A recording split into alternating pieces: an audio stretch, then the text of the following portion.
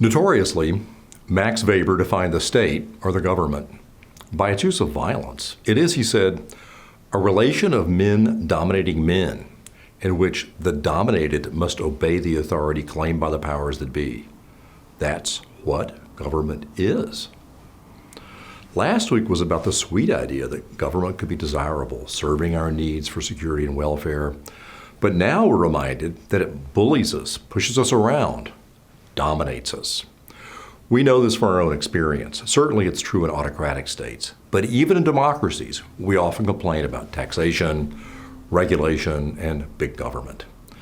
So the big idea this week is legitimacy. We want our security and welfare, but we want it legitimately.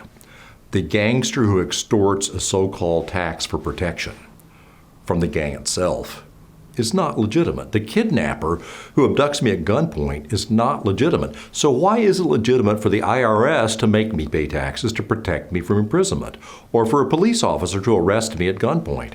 And why should I go along with it for any reason other than fear?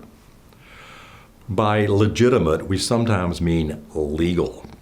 Is that a legitimate parking spot or a legitimate $2 bill? That can't be the meaning here, since the question is what makes the legal system itself legitimate. Sometimes by legitimate, we mean real or based in reality. Was that a legitimate sighting of an ivory-billed woodpecker?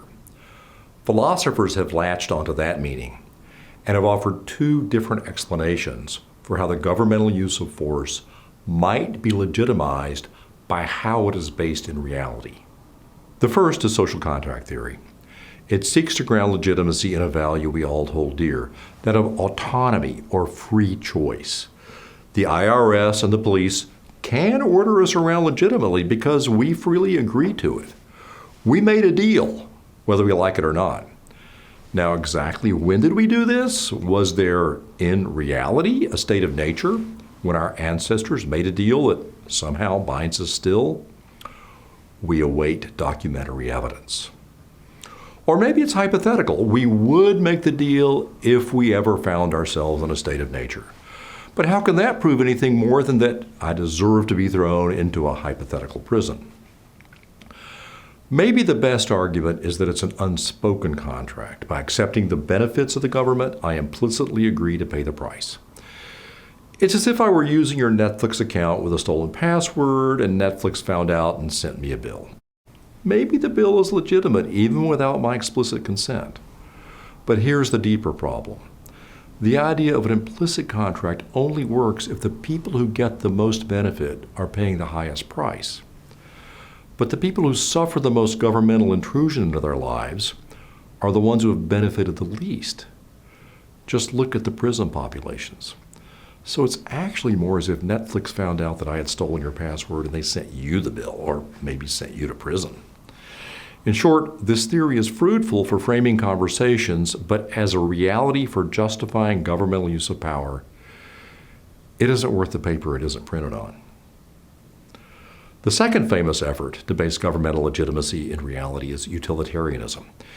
It appeals to another value that we all hold dear: pleasure.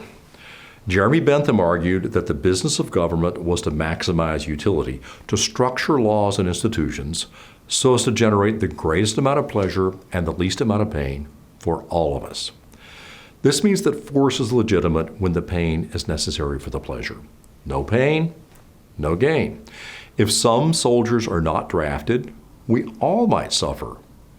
Again, thinking about maximizing pleasure can be enormously rewarding.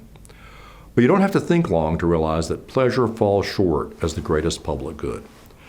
Some people derive great pleasure, for example, from causing pain or from violating rights. So pleasure is not ideal as the reality upon which legitimacy can be based. So just as we can't use here the legal concept of legitimacy, that would be to ask if the laws were legal, so we have trouble with the reality concept of legitimacy. What the government does and what we want are the reality. What does it mean to ask if reality is based in reality? This leads us to a third position, usually connected to David Hume, which we shall call practical legitimacy.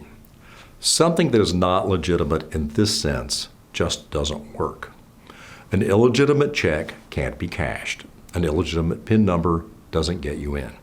This means that we have to reject Weber's idea of force or violence or power as the defining aspect of government, in favor of what we said last week, is defined instead practically by its responsibility to deliver to us our security and welfare.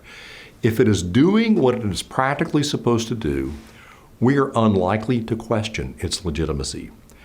If my taxes are being spent on essential social goods, I'm less likely to complain than when the politicians are lining their own pockets. When those who govern care more about their power than their responsibilities, that is what is upside down, and that is what is illegitimate. The gangster is the governor. Practical legitimacy. When the government acts as though the only reason it has any power is for the eminently practical reason of carrying out its responsibility for our security and welfare. That's the big idea for week 3.